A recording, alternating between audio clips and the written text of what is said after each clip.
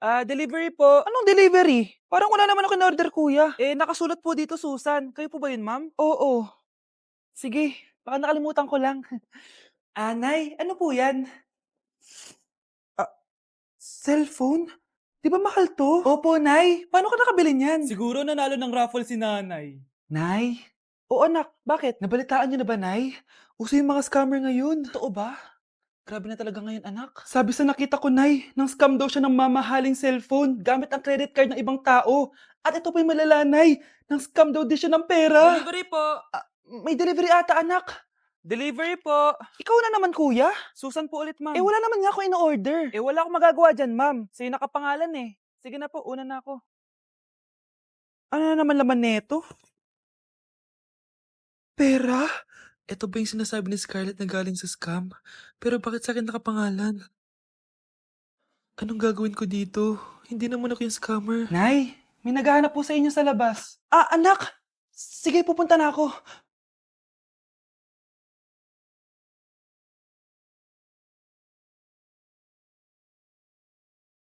Hello po. Ano pong kailangan nila? Kayo po ba si Susan, ma'am? May natanggap po kasi akong report na kayo daw po nangi-scam. Scammer? Hindi ako scammer, Ma'am, sa'yo nakapangalan ng mga parcel. Kaya sumama ka na sa amin. Hindi nga ako scammer! Ikukulong ka na namin. Huwag niyo ko ikulong! Hindi ako scammer! Itigil niyo na yan! Hindi si nanay ang scammer. Pero nasa bahay na to, ang totoong scammer. Ganda nito, oh. Sana maging successful yung pagbebenta ko ng damit mo, na. Mahal, ang dami nating ibebenta mamaya. Manifest natin na makabenta kayo, Nay, para makaahon na tayo sa kahirapan. Hindi ako makapaniwalang nabili ko na yung pangarap kong tig 200,000 na relo. Wow, ang ganda niyan, Tay. Anak, tignan mo to binili sa akin ng tatay mo. Diba ang ganda? Hala, di ba mahal yan, Nay? Mas mahal pa to sa bahay ng kapitbahay natin, no? Magbebenta ulit kami mamaya para mas marami tayong pera. Anak, binilang kita ng kotse. Gamitin mo to pag pupunta ka ng school, ha? Ha? Tay, di ko naman po kailangan ng kotse. Kaya ko naman po mag-commute. Gumastos pa tuloy kayo. Dami mo naman sinasabi, anak. Sige na, puntahan mo na sa labas. Wow! May sarili na akong sasakyan. Wow, ang ganda naman ng bagong kotse mo, Scarlett. Salamat po. Hindi ka ba nagtataka, Scarlett, kung bakit ang bilis niyo yumaman? Galing yun sa pagbebenta ng damit nila nanay. Ang dami na nga nilang mamahaling gamit ngayon eh. Sure ka ba? Na damit lang ang tinitinda nila? Nay, bumabagabag talaga sa isip ko kung bakit ang bilis nating yumaman. Ano ba talaga binibenta niyo ni tatay? Ano ka ba, anak? Malaki talaga ang kita sa pagbebenta ng damit. Pero nay, wala nang pero-pero. Hindi ka ba masaya, anak? Na mayaman na tayo? Na nabibili natin lahat ng gusto natin? Sige na, mag-aayos pa ako ng benta ko.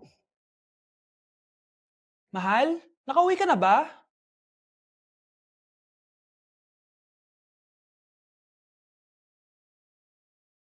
Ano ba talagang laman neto? Nagbebenta sila ng laman loob ng tao. Wow, sobrang ganda, mahal. Buti naman nagustuhan mo, mahal. Nga pala, kinuha ko na yung laman loob ng kapitbahay natin. Si Rosa? Malaking pera na naman to. Mahal, hindi dapat malaman ni Scarlett to, ha? Ano yun? Nasaan yung ledger? Nandito lang yung kanina. Ba't mo winala yung ledger, mahal? Nandun lahat ng mga sikreto natin. Sinong tao dyan? Na-invite ako sa isang special event. Gagala na naman ako nito. Aba, saan ka na naman pupuntang bata ka, ha? Hindi ka talaga napipirme sa bahay, no? Nay, payagan mo na ako. Maraming artista doon, tas marami ding pagkain.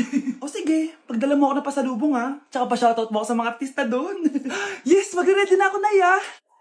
Oh, nauna pa kayo sa akin, be. Outfit check!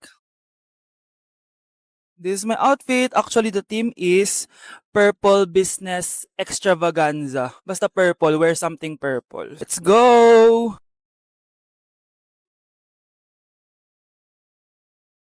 I'm so excited, guys, kasi balita ako may mga artista daw doon. So, I'll see you guys on the venue. So nakadating na tayo sa venue at invited tayo sa launching ng Pinoy Drop Ball ng Bingo Plus. Pagdating pa lang namin, pinatry na sa amin agad yung Pinoy Drop Ball. So ayun na nga, tinaya ko lahat ng token ko. So ayan guys, hinulog ko na yung 3 bola. Sobrang familiar ng laro na to kasi nakikita ko to sa mga perya dati. Charan! O diba, nanalo agad tayo ng 2. Sobrang useful ng mga napalalunan ko guys. At pumasok na kami sa mismong venue at sobrang ganda guys. At ito yung mga isi-serve na pagkain sa amin guys. Grabe, ang sarap talaga ng mga sinerve nila at ngayon lang ako nakatikim ng mga ganyan be.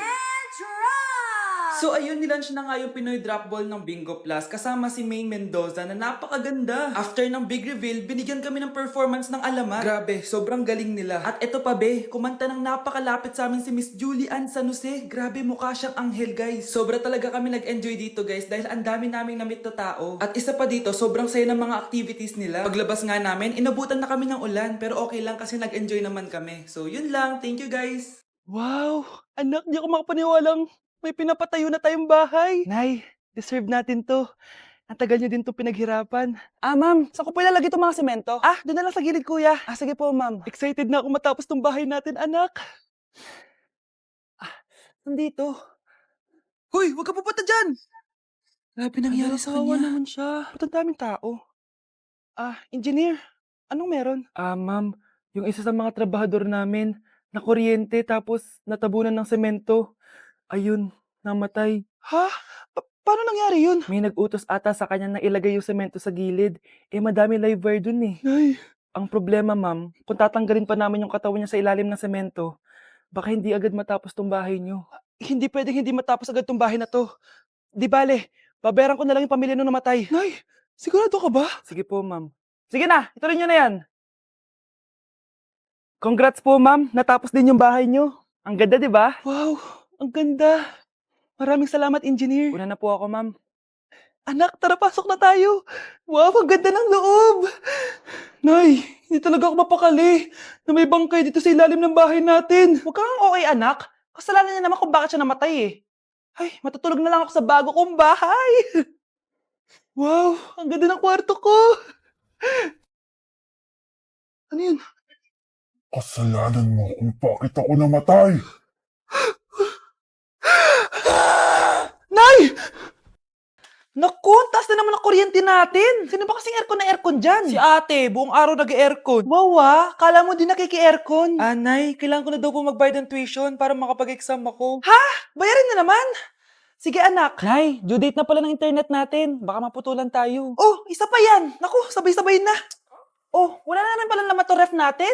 Naku, kailangan na natin mag-grocery. Nay, nagpadala na daw si tatay. Ay, buti naman. Umulan pa, patay! Paano kaya ako pupunta sa remittance center neto? Ano ka ba, Nay? Nagpadala si tatay via GCash at may bonus credits pa. Wow, high-tech na pala, anak. Paano yung mga bills natin? Pwede din yan sa GCash, Nay. Ayan, kaka-cellphone mo yan. Ay, mali. Kaka-GCash mo yan. Kaya magpadala na sa GCash dahil diretso sa GCash wallet mo ang remittances abroad. Hindi ka nalalabas ng bahay dahil hassle-free at 24/7 tong available. At wala tong transfer fee sa mga verified users. Just open your GCash app and go to your GCash wallet. Itap nyo lang yung cash in at go to global banks and partners. Hanapin mo lang kung saan remittance partner siya nagpadala. I-enter mo lang yung mga kailangan na details at makukuha mo na agad yung pera, o diba? Grabe anak, ang bilis na pala ngayon. O diba, Nay? Kaya mo? I-GCash mo! Iba na talaga ngayon, no? Nung panahon namin, ang layo pa na pinupuntahan namin para makapagpadala. Hulaan ko, Nay, tumatawid pa kayo ng bundok at ilog, no? Baby, away tayo. O ano anak, puro bebe time na lang? Di ba may exam ka pa bukas? Opo, Nay. Try mo kaya mag-review para di ka puro bagsak. Diyos ko. Sige, Nay. Challenge accepted. Makaka-perfect ako sa exam bukas. Sino nagsabing hindi ko kaya mag-review? Baka Scarlett to. Ba't tumatawag na to? Oh, bakit, Bes? Nagre-review ako. Te, may bago akong chika. Importante ba yan? Importante. So, eto na nga. Go, Te! Spill the tea! Ano nangyari? 1 hour later. O siya, sige na, Te. Magre-review na talaga ako. Storbo. Saan na ba ako? X, Y... Hala, break na sila. Ano nangyari? 1 hour later. Mag-review na nga ako.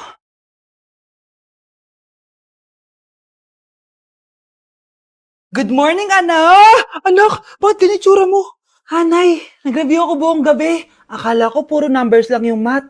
Bakit may X and Y? Di bale anak, gamitin mo tong Radiance Glow Pure Blossom Elixirs ng YOU. Meron tong toner essence at illuminating serum. Ano naman yun, Nay? Ano to? Nakaka-bright, repair, at protekto ng skin. At di lang yun anak, nakaka-reduce to ng oiliness at ng skin texture. Suitable to for all skin types, kaya gamitin mo to para fresh ka bago ka mag-exam. Ay, ang fresh nga! Glass skin, no? Super lightweight at super dali lang pala i-apply nito, Nay. Go na anak, islay mo na yung exam mo. Good morning, class. Ready na ba kayo mag-exam? Sure nang makaka-perfect ako kasi nag-review ako. First question. Kung 5 ang kinain na pizza ni Maria at 2 ang sapatos ni Cardo, gaano kalayong Earth sa black hole?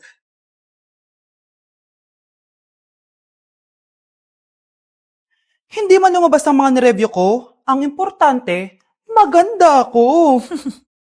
Grabe, ang pangit ko pala dati nung bata ako. Sino tong tumatawag?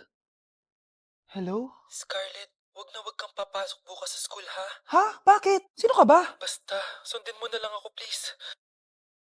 Ano yun? Ang weird. Oh anak, hindi ka pumasok? Ah, opo nay. Masakit po yung pagkaramdam ko eh. Ah, pagaling ka anak ha. Anak, yung school mo, nasusunog. Nasusunog, nay? Totoo nga yung sinasabi ng caller kanina. Grabe. Buti na lang anak, hindi ka pumasok sa school ngayon. Sino na naman to tumatawag na to? Hello? Sino to? Scarlett, wag kang matutulog ngayong gabi ha. Ikaw na naman? Paano mo nalalaman yung mga yan, ha? Scarlett, please, sundin mo na.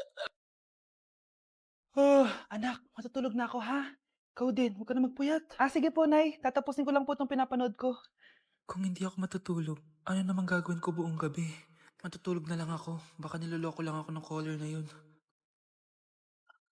Nay! Nay! Gising, Nay! Ano nangyari, anak? Binabangungot ka, Nay. Buti gising ka pa. At nagising mo ako. Sino ba talaga yung caller na yun? Sino ka ba talaga, ha? Bakit alam mo lahat ng mga masasamang mangyayari? Gusto mo ba talaga ako makilala, Scarlett? Oo, dahil hindi ako matatahimik. Magkita tayo malapit sa puno ng mangga. Hello? May tao ba dyan? Hi, Scarlett.